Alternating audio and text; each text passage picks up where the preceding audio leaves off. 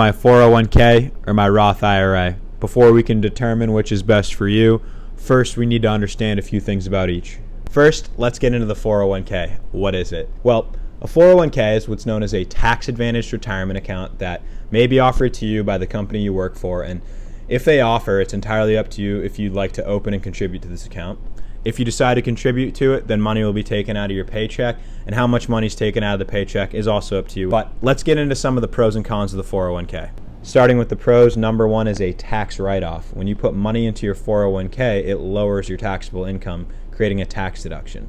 Number two is an employer match.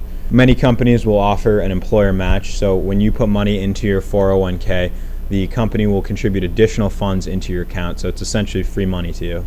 And number three is bigger contribution limits. So there is a limit on the amount of money that you can put into a 401k each year. That number is adjusted annually for inflation, and in 2023 that number is $22,500.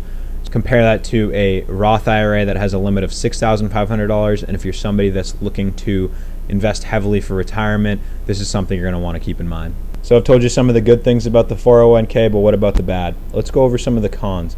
As for the drawbacks of the 401k, number one may be taxes. So when you put that money into the account, yes, it was tax deductible, but when you go to take those funds out, you are going to have to pay taxes on it. Number two, higher fees. Yes, many 401k plans do charge higher fees. However, the Department of Labor requires that all plan providers disclose all fees. So though it may be embedded in 30 pages of disclosure, whether it's by yourself or with a professional, you should pay attention to fees and expense ratios on your account, because these can add up over time. They can cause what we call fee drag and can have a significant impact on account values. 3. Limited investment options. So 401k plans typically offer a limited amount of ETFs and mutual funds to choose from, and they're generally quite broad and diversified, which are good for most, but if you're looking for a particular investment, it may not be an option. 4. Early withdrawal penalties. So if you go to withdraw money from your 401k before reaching your retirement age, you'll be penalized.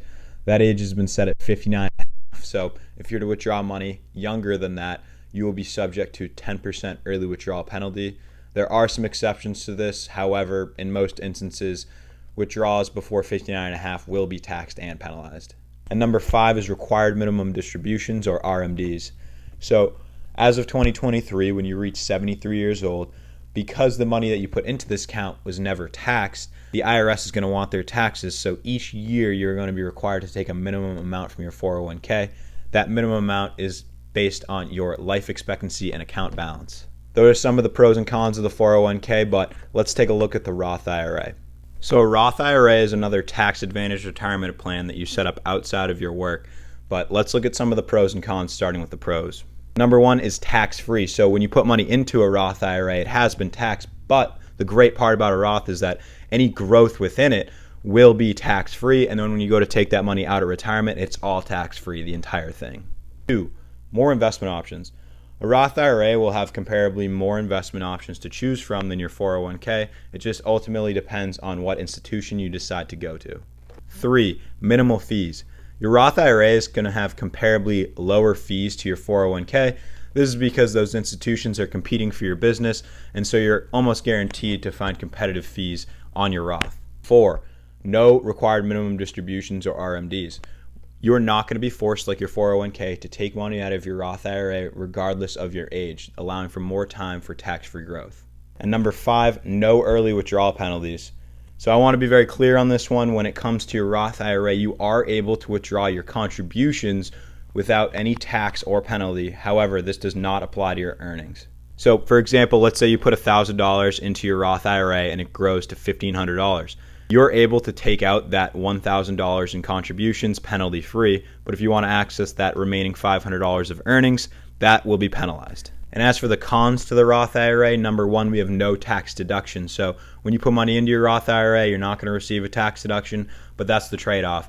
While when we take money out of the Roth IRA, it's tax-free. When we put money in, we don't receive a tax deduction. 2, lower contribution limits. So with a Roth IRA, the amount that you can put into the account is far less than your 401k. In 2023, that's $6,500 that you can put into your Roth IRA and $22,500 that you can put into your 401k. And number 3 is income limitations. So you can actually make too much money to the point where you're no longer allowed to pay into a Roth IRA.